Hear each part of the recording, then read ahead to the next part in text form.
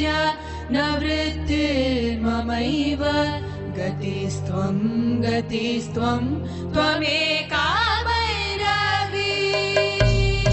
You're not going to become like him. This happened in 1924. There was a bishop in the Greek Orthodox denomination. Greek Orthodox denominations, generally they believe they are the only real Christians, rest are not. They have their own pope in Istanbul. Istanbul being on the Silk Route, exotic stories from India waft across the Bosphorus very often.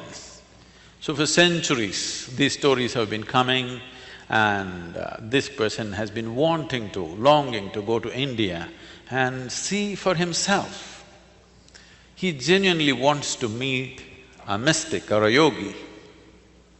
But being a man of cloth, he could not choose to go.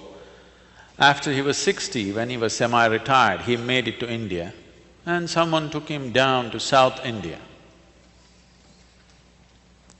In southern India, when he inquired, somebody told him, you go up this mountain, there is a yogi, he will fulfill the prescription for you, what you're looking for. So our man went up the mountain and as they had indicated, there was a man, a yogi sitting there, eyes closed, blissed out. So he went and they had told him, if you see a yogi, you must prostrate.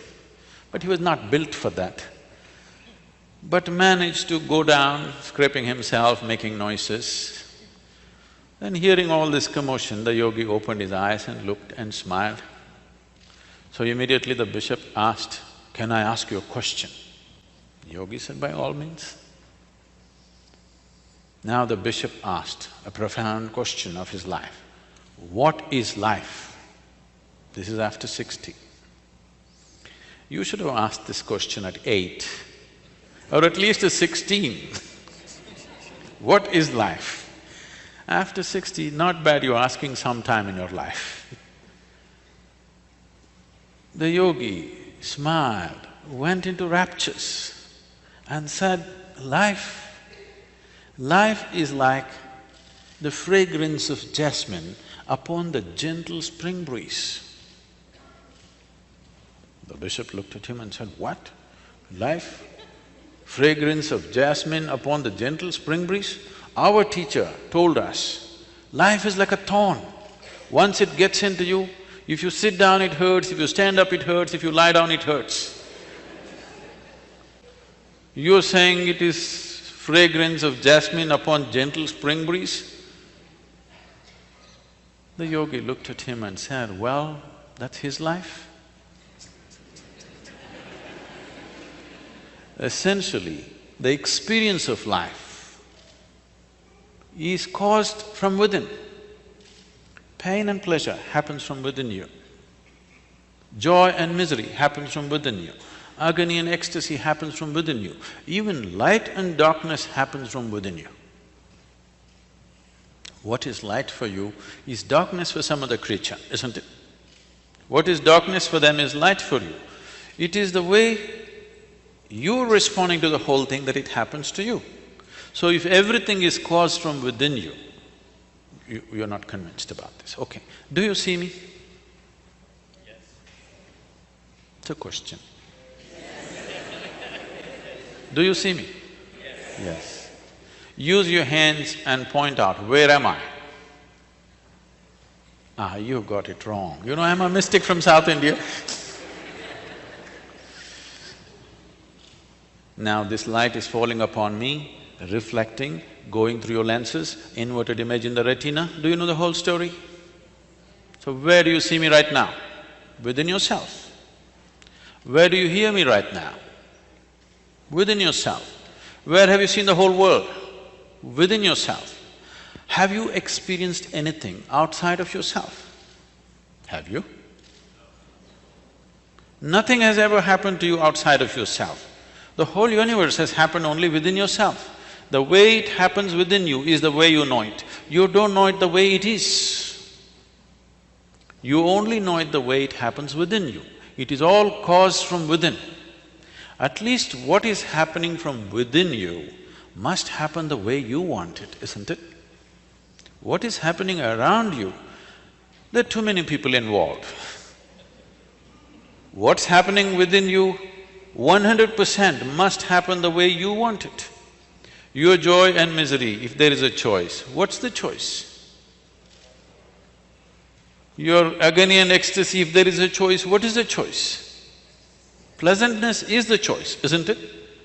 So why is it so much unpleasantness is happening in human experience? Because we never took charge of the inner dimension. We believe by fixing the outside, everything is going to be okay. In the last 150 years, with the advent of science and modern technology, we have fixed too many things on the outside. If you fix any more, there won't be a planet left. Yes? Definitely this has brought much convenience and comfort to our lives. In every way, we are the most comfortable generation ever. You agree with me? I know you have series of complaints about how things are not okay, but we are the most comfortable generation ever before on this planet, isn't it so? But we cannot say we are the most joyful generation on the planet, we are the most loving generation on the planet, we are the most blissed out generation on the planet, definitely not. We are complaining like crazy about everything, like never before. This is because we fixed the outside. Comfort and convenience has happened, well-being has not happened. If your interiority was handled by you consciously, you would definitely keep this in a blissful state. So is bliss the goal of life? No. Bliss is a necessary condition for life to flower to its full potential, otherwise it will remain constrained. See, if I happen to meet you when you're very happy, I'm sure you're a wonderful person. Yes or no? But if I happen to meet you when you're frustrated, angry, miserable, you could be a nasty person, isn't it? Yes or no? Is this a fact for everybody? You know, about 20%